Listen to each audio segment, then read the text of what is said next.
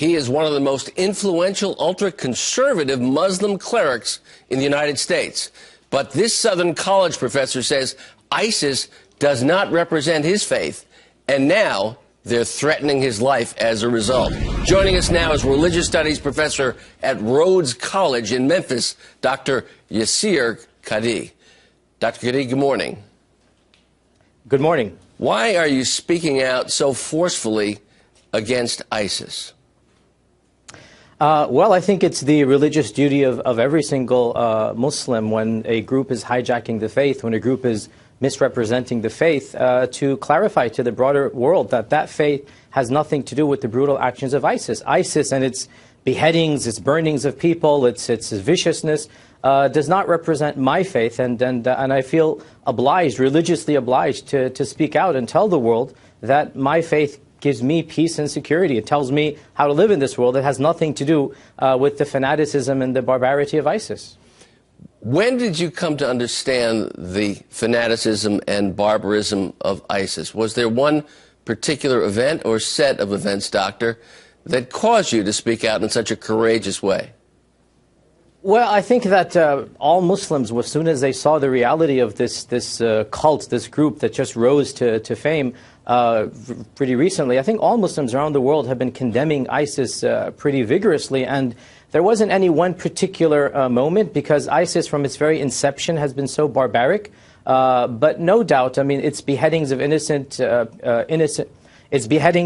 people, its burning of the Jordanian pilot, these are things that are simply unparalleled in their brutality, and they make Muslims around the world extremely angry at this group. In terms of Muslims around the world, what should Americans who are not Muslim understand about the Muslim faith, and Muslim Americans about you, like you? So Islam and American Muslims, I mean, it's like every religion. It has its rituals, it has its theology. Islam is all about the worship of God, and it's the God of Abraham and Moses and Jesus and Muhammad. So American Muslims are no different than any other religious group in terms of we have our rituals, we have our theology, and I would encourage everybody to not believe everything you see on TV and just go to a local mosque or find a Muslim colleague and ask them directly. Go to the source and you'll see we're just as human and we're just as American as every other religious group out there. Here you are, a Muslim American being threatened here in the United States. ISIS threatening to take your life. Will that deter you? Will you continue to speak out against what you call the brutality and fanaticism of ISIS? I, along with all other American Muslims, and really Muslims worldwide, I mean, it's our religious duty, and especially with regards to Muslim clerics like myself, I think it's my God-given duty, I think it's my responsibility to speak out against this group. And so as long as I'm alive, I ask God for the courage to speak out against every injustice and brutality, including that of ISIS. Is there an opportunity for any discussion with ISIS, or does it need to be handled in a different way?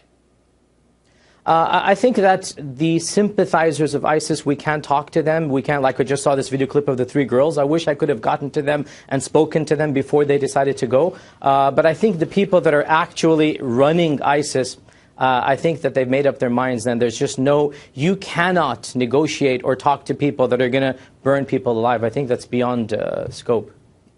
Doctor, as a final question, has there been a metamorphosis, a change in your understanding of Muslim relationships in the world over the last 10 to 15 years?